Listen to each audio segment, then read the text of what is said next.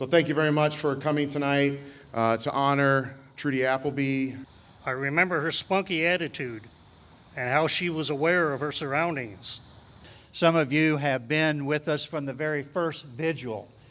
As you know, on August 21st, 1996, Trudy disappeared.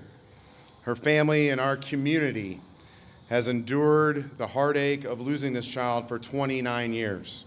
Everyone in the Quad Cities knows the name Trudy Appleby, and that's because of you. That's because of our media partners who have continued to tell the story and the importance of keeping it in everyone's memory. Every law enforcement agency in the Quad Cities has helped us. Every agency has had a significant impact on this case.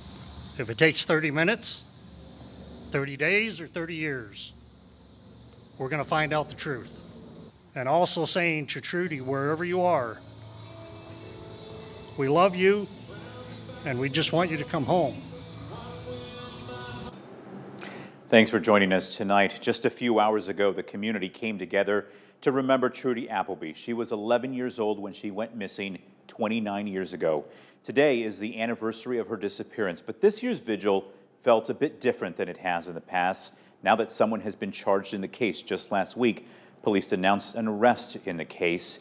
It's been an evening full of emotions for not only the family of Trudy, but for many who were at her vigil tonight. We have team coverage tonight. Maddie Franz and Marshawn Gunn are live in Moline. Maddie spoke to some of the people who were there about not only what they felt tonight, but also what the past 3 decades have been like for them. But we begin with Marshawn Gunn, who is live with what we heard from tonight's speakers. Good evening, Marshawn. Good evening, John. 29 years. That's what keeps running through my head. That's how many years that the Trudy Appleby family has been holding this vigil, telling Trudy's story. And although slightly different circumstances tonight, the message remained the same. Everyone in the Quad Cities knows the name Trudy Appleby, and that's because of you. As you know, on August 21st, 1996, Trudy disappeared. Her family and our community has endured the heartache of losing this child for 29 years. Part of that family? Well, here we are. Ray Edelman, her uncle. I can still remember our mom pleading to the news cameras for whoever had her granddaughter to let her go.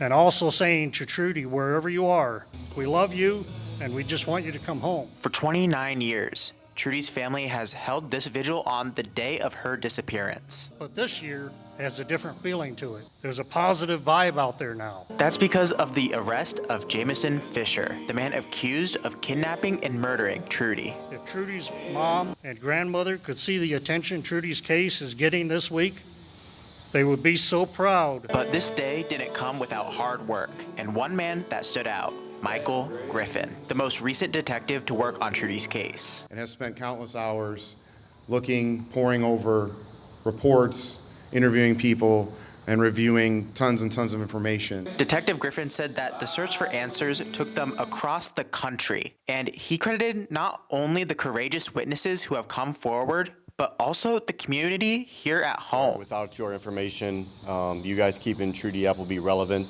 to the point that when we put billboards up several years ago, we only had to put her picture. We don't have to put her name because of all of you. The fight isn't done yet, though. This book has a lot more chapters to go. Still, Edelman remains hopeful. Truth and justice will prevail. In Moline, Marshawn Gunn, WQAD News 8.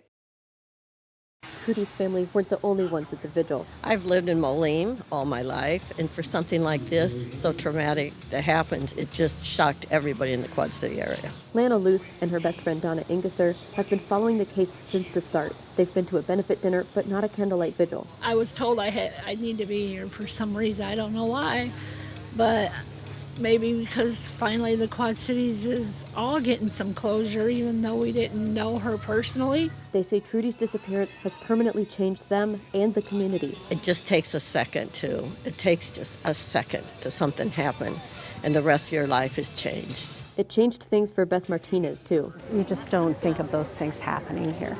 She lived in the area at the time and later married into Trudy's family. She says she feels relieved to see progress in the case. There's still things that need to happen, of course, but at least maybe we're on the right road. Ingesser and Luth say they're glad the family and the Quad Cities are getting some closure. It felt like finally somebody is getting having to take responsibility what happened to this little girl. And all three of them praised the Moline Police Department for the breakthrough in the case. They have done such a tremendous job and have been so supportive of the family that it really means a lot to me that that they're the people that they are.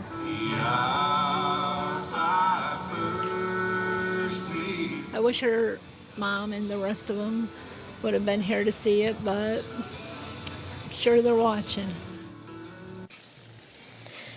Now, the one thing I kept hearing as I was talking to people is that they were all waiting for Trudy's remains to be found. Now, they're hoping that happens through the course of the court case and that will finally give her family the closure they've been waiting for so long. John, I'll send it back to you in the studio.